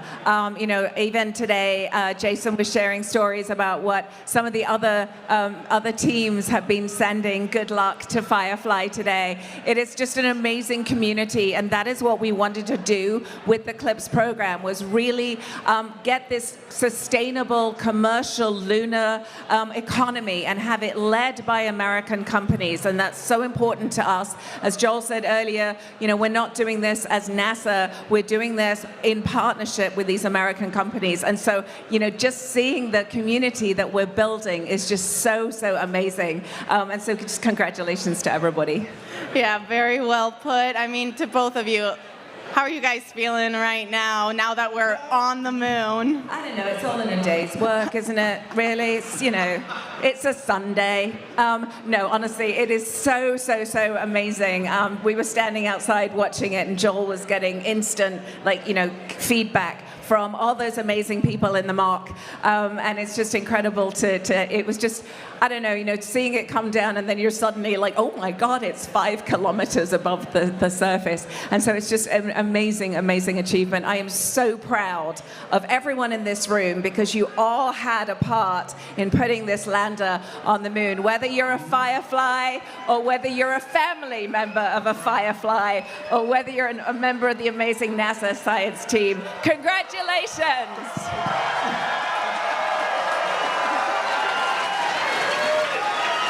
And remember, they made it look easy. It's not easy.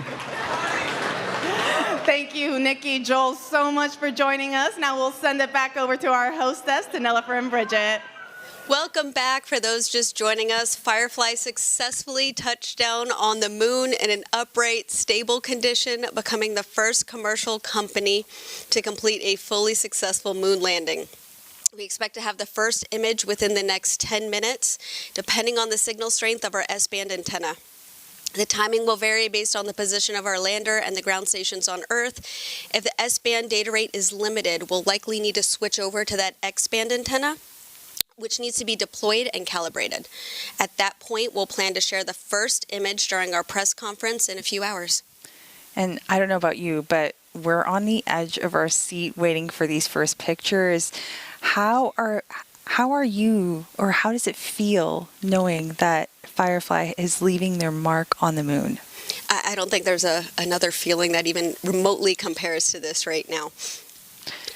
I'm sure you've been... So, you know what? I have to ask, because we talked all about the engines. We saw that great visual data telemetry. I know you have something else to show us. Do you have anything else here? I always have goodies. I always have props. You did work on our engines. We love hardware here. Let's take a second here. We're just doing a quick safety briefing on, or a safety practice on something that Bridget has for us to see today. Oh, this is cool. It is cool. Oh, let's move this out of the way here. All right, so I love talking about Spectre. This is that 200 Newton Hypergol engine. You will notice I am wearing gloves. Right. The hypergol propellant is actually a toxic propellant, and while this has been completely decontaminated, we still want to take safety precautions just in case. But yeah, you can tell that so there are, if you want to actually show on that lander, but there are 8 of these engines on the lander. Okay. So we have pairs on each side. Right there. All right. Exactly. Okay, so we see our 8. And those are the Spectre engines that we see right here. Got it. And then it's a biprop engine, so we have 2 different propellants here. Okay. And because it's hypergol, we don't need a third ignition source. They just ignite on contact with each other, which is pretty cool. And these are our Kraken main valves. We love to have fun names here at Firefly. And then it'll go through the injector here, combust in that thrust chamber, and then expand out through the nozzle. It's pretty impressive. So this is what the team designed, developed, tested, and built in about a 2-year time frame. And these 8 Spectre engines, those were the ones that were firing in those quick pulses like you described, like a bird flapping its wings or at the blink of an eye. Exactly. So they just continue to iterate and pulse just like that. You've taught me a thing or two on these engines. I really appreciate that, Bridget. So how are you going to be celebrating this moment with your family, with your friends, with your fellow Fireflies? I'm going to go home and give my kids a great big hug, first off, and then maybe sleep a little bit. All right, and so while we wait for that photo to come in, we're going to go back and check into the stage with Tony. Hey, thank you, Bridget. We are now here with Jason Kim, the Chief Executive Officer for Firefly. Jason, congrats on landing on the moon. Congrats to all of our Fireflies. How does it feel? How is it, how are you and the Firefly teams feeling right now? They're just fired up right now in the mission control room. I mean, they were just pent up, holding it all in because they were calm and collective and cool the whole time. Every single thing was clockwork, even when we landed. And then after we saw everything was stable and upright, they were fired up. We got some moon dust on our boots. That's awesome. awesome. And now you can use the EDS shield, EDS payload to take that off. Yes, I love that EDS payload. I love all the payloads. Absolutely, we love all 10 NASA payloads, that's right. You know, Jason, this is Firefly's first moon landing. What message would you like to give to the team that have worked so hard on this mission? Well, I'm just in awe of all of them. I've been that way since I, witnessed the company, during their launches, and then finally with this whole campaign. I'm just in awe of all of our Fireflies and just all the hard work that they put into this, all the extra sacrifices they did from their family and friends. So thank you to all the family and friends. All that design work, all the testing, all that simulation, it finally paid off. And we're just so glad and happy for our team. Absolutely, and now you're on the moon. I mean, Blue Ghost is finally on the moon. What do you think, or what do you hope that this mission means, or this message sends to all the aspiring and future engineers and scientists that are looking to one day enter the aerospace industry? Well, if you look at everybody in that mission control room and everybody at our company, you don't have to always be a rocket scientist, although we have some great ones at the company. We have people from all walks of life. And in that control room, people that started off with music careers or seamstress or welders, they're all from all kinds of careers, and they just landed on the moon. So, we hope this inspires the next generation of kids and STEM, K through 12, because, have them dream big. You never know where you're going to land. We just landed on the moon. So we hope that the Fireflies today inspired a whole generation. That's right. There's space for everyone in space. That's right. Especially in Texas. It was discussed earlier, Firefly not only develops lunar landers, but you guys also build and launch rockets. Can you tell us a little bit more about what else is in store for the Firefly team? Well, right after this, we're going to get ready for our first launch of the year. We're going to launch our 1-ton rocket called Alpha. It's America's rocket, and we're going to launch Lockheed Martin's LM-400. It's their mid-class satellite. It's a beast. And we're just honored to launch that satellite. And we're going to launch multiple times this year, things like Victus Haze for True Anomaly. And there's other, Space Force missions that we have. So we're going to continue to launch at cadence. And then we're delivering our medium launch vehicle first stage by the end of the year. We just finished our first stage LOX tanks, so we're incredibly proud of that. And then, we're working on Blue Ghost 2, Blue Ghost 3 as well, so we're not done. We're not finished with these moon missions. And, I think there's this Electra spacecraft that we don't hear too much about. That's a space maneuver vehicle, and we're going to launch the inaugural one this year for a responsive NRO mission. You got a lot of things coming up. I mean, do you have a favorite? My favorite is always the next one. The next launch, the next lunar lander, the next one. Very well put. I know we're all very much looking forward to that. Jason, thank you so much. I mean, everyone here is so excited. Can we get another cheer from the crowd?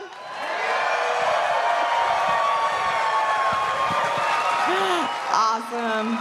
All righty, well, we'll go ahead and send it back to our hostess, to Nilofer and Bridget. Thank you, Tony, and thank you, Jason. Congratulations once again. If you are just joining us moments ago, Firefly became the second American commercial company to touch down on the moon with its Blue Ghost lunar lander. Now, we're standing by right now for that first moon image, which we expect in the next 15 minutes or so. So while we wait, Bridget, do you mind giving us a little bit of a preview on what's next for this mission? Yeah, sure. So this is going to be the beginning of our surface operations. Within the next 2 hours, Blue Ghost will perform surface commissioning in order to activate each subsystem and perform health checks.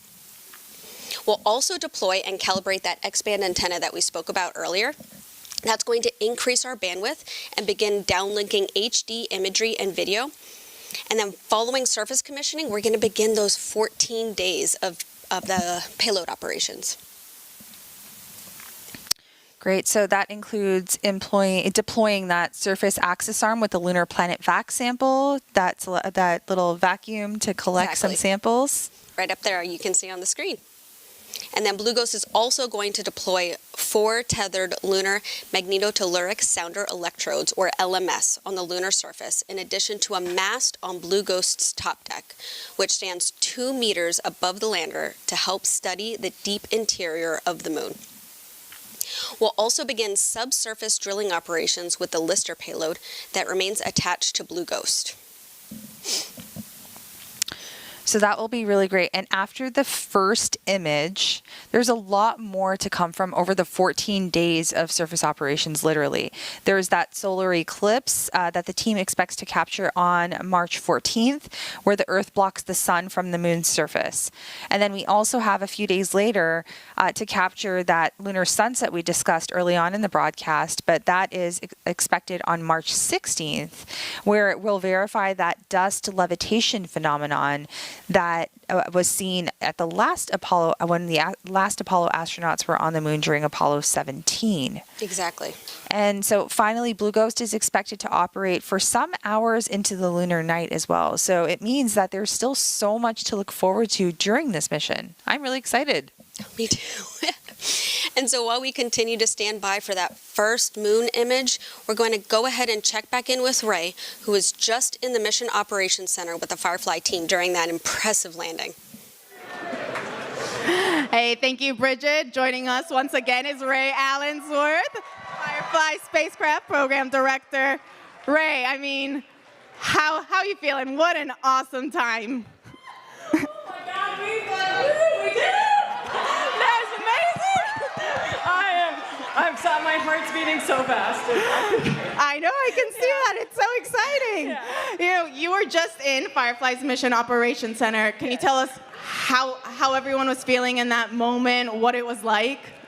It was so quiet for just like, I mean, it was like a 9-minute burn, 12 minutes, like getting, through PDI, pitch over, and then you just hear these 4 call outs. And I think I'll just forever hear like our chief engineer Will's like voice, like we successfully landed on the moon, and then just everybody kind of lost their minds. I'm sure y'all did too. Yeah. We sure did. It was great. Now Blue Ghost is on the moon. Yeah. What's the team doing now? So they're all business again. So I had to leave because I couldn't keep it together. So they are immediately going into health and safety, and then it's really just immediate into payload ops. So we landed at the beginning of the lunar day, and we want to maximize as much of that time as possible for all the payloads. So they will immediately dive into that, and really these first 3 days after landing are going to be just jam-packed. Just try to get every single payload op going that we possibly can. Can you talk to us a little bit more about those surface operations and now kind of some of the most exciting moments that we can look forward to while Blue Ghost is on the moon? Yeah, so I like to say that when we land on the moon, I think the lander kind of comes to life.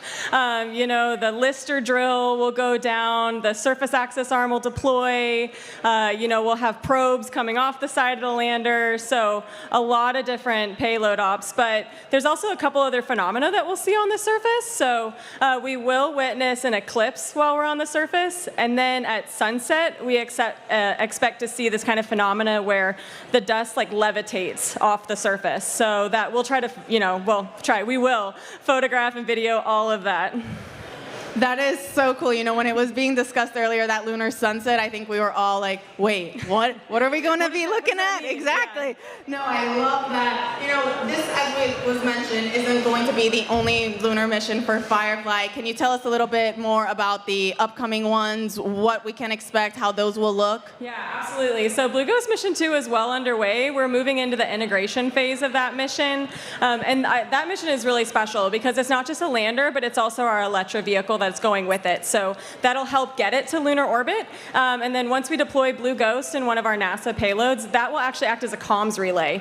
So that is, far past CDR in integration, getting ready to go. And then we just did our kickoff for Mission 3. So we're going to be pretty busy for the next couple years. Very busy. I mean, and you just mentioned for the next lunar mission, you have to use, it's not just going to be the lander that you're sending, you're also using the orbiting spacecraft, the Electra vehicle. tell us how that works, why it's needed, for Blue Ghost Mission 2. Yeah, so Blue Ghost Mission 2, we have a lot more payload mass, but also we're deploying a fairly large payload lunar pathfinder into orbit. The transfer stage will get that whole stack to lunar orbit once we deploy from the launch vehicle, and then it deploys LP, and then again, it's staying as a comms relay, so we'll be on the far side. So we're really designing that vehicle to be able to operate for 5 years. So it's a pretty robust vehicle, and it shares a lot of heritage from the lander. That's really cool. I cannot wait for that one to get underway. And as you mentioned, the second mission, that's going to go to the far side. Are there any challenges or any differences, I guess, with landing, right now on the near side compared to now for the next one that's going to be a different location? I think we know less about the far side. So, we had a relatively good amount of data for our specific payload site for Mission 1. We're landing equatorial far side on Mission 2. A little less familiar with that area, but really, it's really well suited for the payloads because they want it to be totally radio silent. So it's dark in that regard. We'll learn more about it as we go through integration and the mission ops phase for that mission. That is super exciting. I can't wait to learn about all the different things that you guys uncover along the way. Now, Ray, for you personally, I guess what's next for you? What are you going to be doing for the rest of this mission, or are you now full steam ahead on Blue Ghost Mission 2? I'm going to go to sleep and then just dive right into surface ops. I'll be in the mock a lot, and then maybe a PTO day or two, and then just Mission 2. Well, you definitely deserve a day or two of PTO. Ray, congratulations once again. Thank you so much for joining us. Now we'll send it back to our hostess, to Nilofer and Bridget. Thank you, Tony, and congratulations to both of you once again. In case you missed it just moments ago, Firefly successfully landed on the moon at 2:34 a.m. Central Time. The Blue Ghost lunar lander safely touched down in Mare Crisium, delivering those 10 NASA science and tech instruments. Now, we should just give a heads up that we do expect another image, or their first image rather, to come through in approximately the next 30 minutes. We are standing by for that. But let's talk a little bit more about what to expect and what took place over the course of the landing. So let's take a look at that incredible landing. Now that we're on the surface, we're, like I said,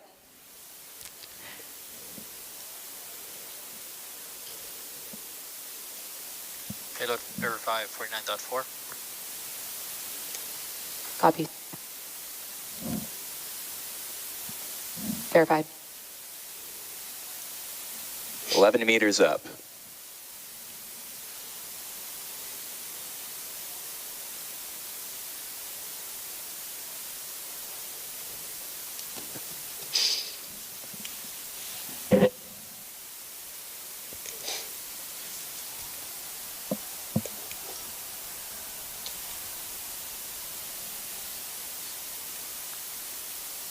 Vehicle in shutdown. 3 contact sensors tripped. Engine shutdown confirmed.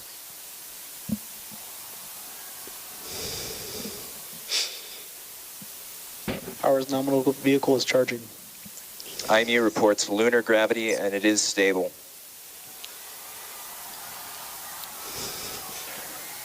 Alcon, Chief Engineer on Ops. Y'all select the landing. We're on the moon.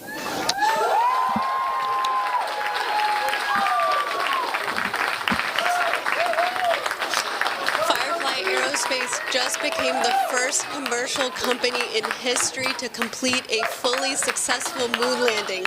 Congratulations to the entire team. This is such an incredible feat for Firefly, NASA, our nation, and the world as we pave the way for a lasting lunar presence.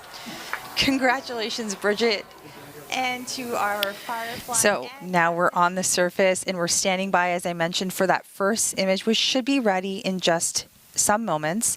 But Blue Ghost is on the moon for the first time. And we know that image won't be the same quality that we've seen over the course of this mission or while it was in transit.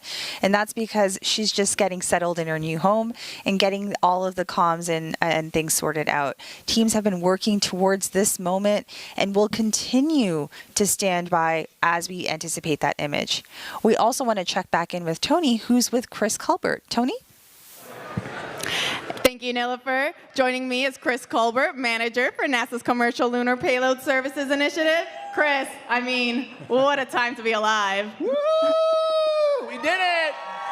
Congratulations, Firefly. Awesome job. That's right. Now, Chris, can you tell us why it's so important that NASA has the CLIPS initiative and that we have multiple companies sending our NASA instruments to the moon? So CLIPS was designed to help us learn how to go to the moon. We haven't done it in 60 years, and we're doing it a different way, utilizing commercial companies to get us there. We're using multiple commercial companies because we want to be able to fly a lot of missions relatively quickly. So we're hoping to get lower cost missions at a faster pace, and we just have proof it works. We landed on the moon almost perfectly.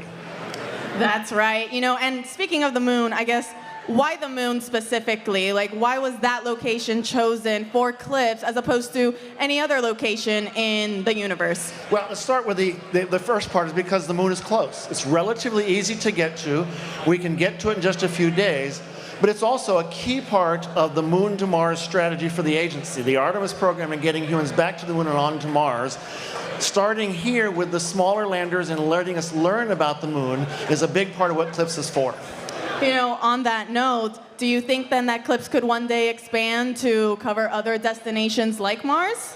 Well, what I think we're seeing here is that commercial companies are very successful. So we want to take advantage of those capabilities and the growing industrial base in the United States and the American companies, what they bring to the table to allow us to broaden our exploration. It's a key part of the Artemis strategy is to take advantage of commercial companies. And as we just proved tonight, they can do it. They can do it really well. That's right. You know, now that we have another commercial company on the moon, how does it feel to see this initiative underway and producing results? It's astounding. This is amazing. I can't say enough good words about the Firefly team. They did just such amazing work all the way through, and that was kind of a picture-perfect landing. Everything worked beautifully all the way through this mission. They knew what they were doing. They solved every problem that came in front of them. This is just an amazing feeling. It demonstrates that what NASA started with 5 years ago can work, that we can utilize these commercial companies at a fraction of our normal cost, and we can get to the moon. We've got another landing coming up in just 5 more days, and 6 more planned over the next 3 years. So we've got a lot of moons coming, and this works. That's right. I mean, you just mentioned we have another moon landing coming up very shortly. Can you tell us a little bit more about those future CLIPS flights, what we can look forward to, and when? Sure. So part of what we're doing here, Nikki Fox mentioned it earlier, we're helping learn more about the moon to prepare us for taking humans back. So we're flying an increasingly complex series of instruments to the moon and demonstrations of technology to help advance our capability prior to taking the humans there, to make it safer and more productive when they do get there. We'll see those missions scattered out fairly consistently over the next 3 to 4 years as our instruments are matured and put together, and we take advantage of what we learned from these early missions. You've heard a lot today about the instruments on this mission. We'll learn from those instruments and make adjustments to the instruments we fly in the future. And you'll see those spread out over the next 2 to 3 years so that by the time we take humans back, we know a lot about the moon. That's cool. I'm very much looking forward to that. I mean, Chris, you know, thank you so much again for joining us here. Now, we'll send it back to our hostess, to Nilofer and Bridget. Thank you both, and thank you, Chris, for guiding the entire CLIPS team since day one. I know it's an accomplishment, and I know that I am not alone as I express gratitude for your guidance and support over the years. We are all so grateful for you. Now, we do have something exciting that we've all been waiting for.